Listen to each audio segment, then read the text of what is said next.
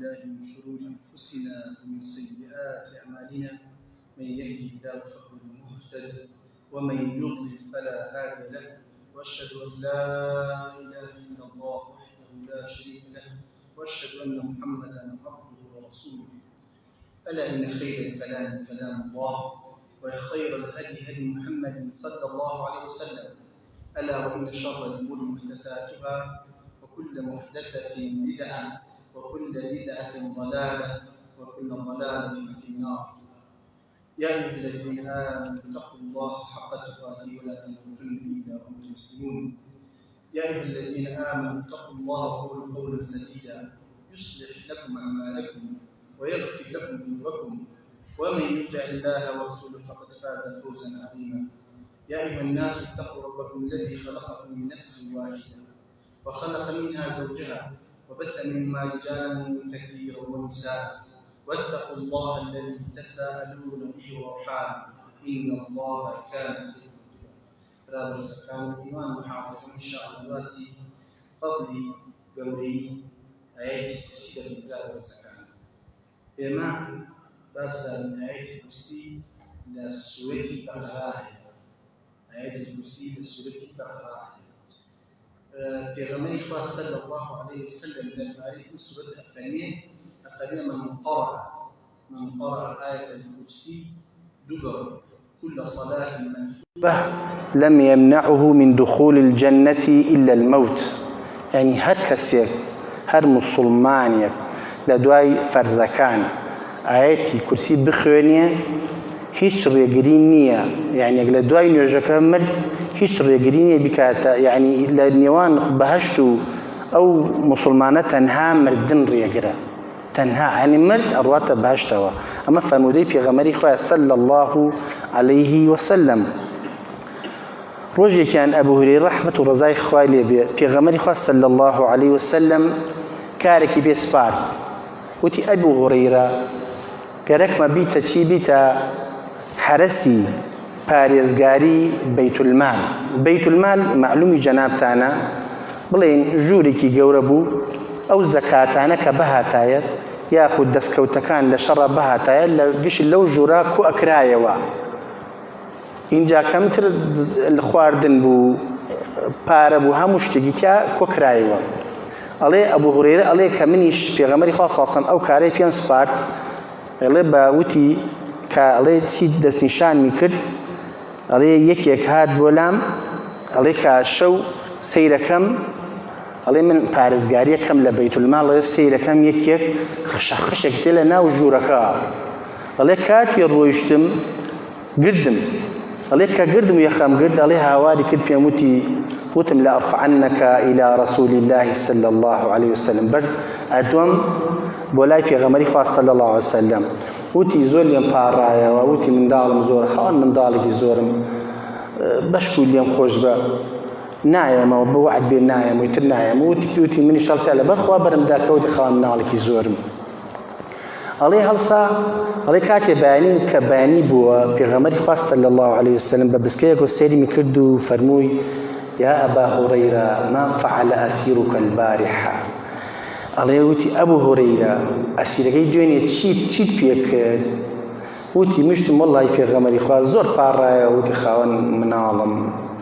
مناڵێ زۆرم هەیە، ئیتر یعنی دەستکورتی وایە لێم کردووە بێم ئەم کارە بکەم. ئەڵێ منیش تر لەبەرەوە بەرم دڵم نەرم بوو بەرمدا. پێغەمبەری خوا فەرمێ کەذەبەکە فەسەیەعود، ئەوە درۆیک لەگەڵتا ئەگەڕێتەوە. ئەڵێ منیش بە شکە شەوی دووەم هات پێی وتم پێی وتم ئەمما پێغەمبەری خوا فەرمێ ئەمما ئینەه قەد کەذەبەکە ئەڵێ فەقەد کەذەبەکە فەسەیەعود. ئەڵێ کاتێکیان وای پێم وت، ئەڵێ منیش پێغەمبەری خوا صلی الله علیه وسلم قسە لە خۆیەوە ناکا. ئەمەی پێغەمبەری خوا چۆن پێغەمبەری خوا ئەسحاب گەیونە ئەو یەقینەی کە پێغەمبەری خوا قسەکانی لە خۆیەوە نەدەکرد. ئەزایان زانی وما ينطق عن الهوى إن هو إلا وحي يوحى. یان زانی پێغەمبەری خوا صلی الله علیه وسلم پێکێ فریشتەکان پێ ئەگەیەنن، پێخوای گەورە بە جبری ئەڵێ پێڵێ بڵێ بە محەممەد صلی الله علیه وسلم ئیتر ئەیان زانی ئەوانەی پێغەمبەری خوا هەمووی ڕاستە. پێغەمبەری خوا ڕاستەکە بۆ لەبەر ئەوەی پێغەمبەری خوا ساسان پێش ئەبەوە ئەوە بێ بە پێغەمبەر ناوی صادق الئەمین بوو ئەی چیجا ئەگەر بێتە پێغەمبەر کەواتە ئەم پێغەمبەرە ڕاستەکە دەڵێ ئەبوو هورەیرە ئەڵێ منیش کە شەوی دووەم هاتەوە ئەڵێ چیم کرد ئەڵێ چاوەڕێم کرد هەتا بێتەوە ئەڵێ بینیم هەمان شێوە هەم دەستێوتی هەم دووبارەی خەم گردەوە وتم ئەم سەریشە بۆ لای پێغەمبەری خوا صلی الله علیه وسلم بەرز دەکەمەوە وتی هەم لێم پاڕایە و هەم وتی بەخوا یعنی دەست کورتی و برسێتی وای لێم کردووە کە بێم ئەم کارە بکەم وتی ئەڵێ هەم دووبارە دڵم نەرم بووە و هەم بەرەڵام کرد ئەڵێ هەم پێغەمبەری خوا صلی الله علیه وسلم کە بەیانی هاتەوە پێمی فەرموو يا أبا هريرة ما فعل أسيرك البارحة أي أبو هريرة أسيرك شيت بيكر شيت ليكر ودي هموت مولاي في غمري خوا براسي ظلم بزين بيا هاتو هم بر الله أمكر الله في غمري خوا فهم هموت أما إنه فقد كذبك أود ويك لقلطع هم فإنه سيعود هم أقريته الله كاتي واي الله من براسي وتم أمشو بيتوا مجالي في نادم مجالي كنادم أمشوا بيته ورك تسليم دسي في غمري خوا صلى الله عليه وسلم كم عليك شو هاتوا عليه قدم عليه وتم أمسر مجال في نادم أمسر مجال في نادم أمسر تسليم دسي في غمري خوا تكم صلى الله عليه وسلم ودي زور حول الله برضو اللي وتم ليم ورنقوتي جزاين شو أنتيا وتي وعد بيترنا قريمه بس اشتري في رقم او بنجكاتي او بخون او كخونات انت الشيطان يزقد ناكيتوا يتر ملائكه كان باريزن وتي من شو تمشيا عليه وتي الله لا اله الا هو الحي القيوم عليه سورتي آياتي كرسي بهم خويندو وتي آيات الكرسي شوان بخونا هر كات خوانات او كات الشيطان يزقد ناكيتوا الله يبنم زاني أم كسكية بس في غمري خاصة وصلنا بيش مينو توسيا جارها كاتي هاد بلوا هاورياب أو إبليس عليه إلا أنه آواتايش بس في غمري خاصة ما فعل أسيرك البارح أو دي ليك جوغا الشوغل دي تشيت ليك الله مش الله نمزاني أوا الله كاتي أوي بيمود الله الرين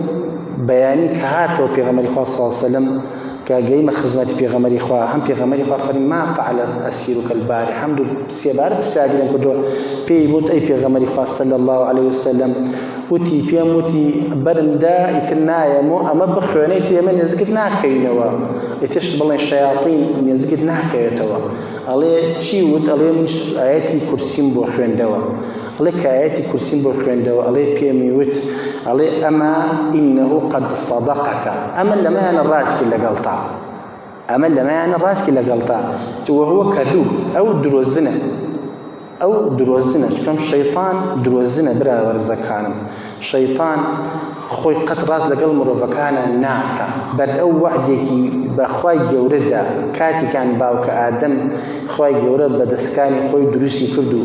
أمر بفيشكان كالسجدي وبري كاتي كان أو سجدي نبت يكا سجدي نبت شي وتي خواي مولطن بدا ايترك موتي خواي جورد فرمي برا للرجل رحمة من درشو دا أوش كدواي أو كخواي جورد رحمة كدواي مولطي لخواي جورد خواي جورد يوم مولط الدم أتى رجل قيامة إجا ألو كاتو سوني خوان وتي لأغوينهم أجمعين حمويا لردلكم أي بخواي جورد فرمو وتي بعزتي تو من همويا لردلكم كالشيطان يعني أوي الرغي خرابو أوي كاري خرابو أوي قصي خرابو أوي كاري خرابو كشي همو للشيطان برا زكان ألا ما في غمري خابي فرمو أما إنه قد صدقك ألا ما أنا راسك لقلطا وهو كذوب بس خويدرو الزنا تعلم من تخاطب منذ 3 ليالي يا أبا هريرة أي أبو هريرة أزاني لقل كيا سيشو كيا أتيت زيب كاوتو نايلي علي أبو هريرة شوتم أو تعاون لا أدبيان وأبو قتل أخواني عن فلان أيوان الله ورسوله أعلم خوافي غمري خويا أزاني قال ذاك الشيطان هو الشيطان أي أبو هريرة يمسي لكي يعني جاروا هي نية كجريمة مجنية يعني همو قص بران برا كمان يصير كي أعلم قصر الشيطان شو الديرة ئەو ئەمانە پێژیە جاری وهەیە سێرەکەیت نییە لە کەسێکەوە کەسە گومانی خراپ بەس قسێکە قسەکەی چاکە توانین ئەو قسە چاکەی وەرگریت و خراپەکانی بەلاوە بڵێ یعنی برا بەرزەکە ئەمەمانە پێگەین هەر شەوی ڕوویمانە سەرجیەکە کە ڕۆیتە سەرجیەکە چی ئەەکەیت ئاەتی کورسی ئەخوێن کە خوێن دوت بیست خوێنە کە فوو کە پیا بیساوە دەست بیا هەموو گیانتا ئەمە ئەوە تانی ئەوە نییە کە سێرەکە شتێک ئەبینین ئێمە لە دوای نوێژەکان خۆی ئەمە خەڵکەکە چی ئەەکە موسڵمانەکانی خۆمان سيركي أما جيبجي أكا من قرأ آيات الكرسي دبر كل صلاة هو جيبجي أكا لقال هرسيا روين نفقكي هاودا كاين شوانا كاين سرجي أكا في غمد باخر صلى الله عليه وسلم هر كسيكتان رويدان السرجي أكا سيجا معوذتين سجد قل أعوذ برب الناس قل أعوذ برب الفلق قل هو الله أحد بخونا إنجا فوك بدسكانتا إنجا بيسا حمول لشتا حتى دسي بيا أغير ئێمە چیان کرد ئەم کارە هاودیانە لە دوای خوێندنی سورەتی بەڵێ ئاەتی کورسی کە چێکە دوستەوە فرێکە فوی پیاکە و ئەوە ئەسلی نییە برابەرزەکانم و ئینشاڵڵا ئێمە لە خۆمان نەکەین ئێمە دینەکەمان وەقفە دینەکەمان هەوە ئارەزوو نییە ئەوە نییە هەر کاری بیکەین بژین هەر کاری بژین بەخوا باشە و بیکە و قەینا و زەر و زیانی نییە نەخێر بەخوا بەرە هەرچی كأجل القرآن نهاتبية ياخذ لسنة في غمري خاصة نهاتبية يا مهاتشي بكي لقيامته أدري لنا وتشاوان معنا وخالي ماني والناقري برين بول سرهات كي تلاقي للتابعين كناي عبد الله كري عوف عبد الله كري عوف أفرمي الشيء كان لخودا بينين روجي دواية اللي بيسينوي من بآساني توابو الله روج قيامته روج قيامت خوي روج يترسناك حمو كسا ترسل لو رجع دعوني بلين ما روجك حمو معنا ترسين نازاني آية أو كاري كين خوالي ما يقول ديالي ما يقول نقدر جاءت أو رجع علي أم عبد الله كري عوفا علي لخوابينين روج قيامته ليه برسينو دسي بيكر علي والله ليه برسينو كمن بآساني توابو علي من تلبسين بأساني طالع من يعني بدو بهش علي بدنا بو بهش علي كوش يكي زور يعني بمن نشان ده علي كوش يكي زور لما بهش تابيني بمن يعني درجة كان أم كوش كبجنيرة علي كوش يعني عندنا وهم كوش كان وتان درجة أم كوش كبجنيرة علي من الجماعة دم نود درجة حبو يعني أو كوش نود درجة حبو الله اینجا کم وتیان مالکانی ام کوشک بجمیر اینجا وتیان ام کوشک دادن چند مالی تیایا الله من جمادم 175 مال بو وتیان ام مالانه هی تویا من زور خوش حال بوم کله خول سام سپاسی خوام کرد جا خوش انسان لخوا سیرکید کسی که آوا سیرکه بدون بو بهشت پی بشان دین اینجا کم اوانی که بلی اما هی تو او بوكش كسيني هو بوكسي كسيدك إيماني برز بيه كسي كرزانية خاون طاعت بيه خاون عبادت بيه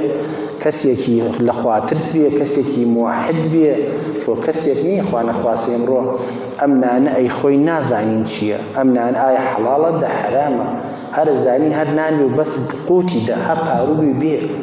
هو ناني حرام رصي حرام هات هر مالك هو يتعلم عليه تاجروش دعاء قبولية الفاروق بتشروش دعاء قبولية لقمية أي إخوان أخواسا أجر شيء بيد كميمة هل سيجنا كمان حرام إخوان يقول رحمة لبكا إخوان يقول رصدي حلال بنسيب ما عم بكا يوم برابر زكان وتمان بهشت بو كسان متقية كسان متقي شيء يعني الأخوة بتسيا كاشياء كبوتحات أزعني تونية دسي بو مو ورد المجرى اشتي كان بيدا حقي تونية بلي بابا ما حقي منية مالك ورا قينا مرسي إخوة دايتي رزقي إخوة جورا رزقي بلي رزقي إخوة بس توريا معها نكي تونبير رزقي كي تربير أجا حقي تونبير أو إن شاء الله حرام إن لكسي تقوى داران نادي برابر زكان أم صح أم تابع عليه من الجماعة دم بنجاد درجاي هبو وهفت وحفتا وبيج مالي هبو عليه كان أم مالانه هي تويا عليه من الزوق وش حال بوم كلخوال سام سباسي خواي جورم كد ئەڵێ کە لەو سەردەماکیە بووە ئیبن سیرین بووە کە یەکێ لە خەڵ پەرژێنەکان یعنی زاناکانە کە لە تەفسیری ئەحلامە لە خەڵ پەرژێنە زۆر سەردەرچووە. ئەڵێ ڕۆیشتم بۆ خزمەتی پێی وت مامۆستاگیان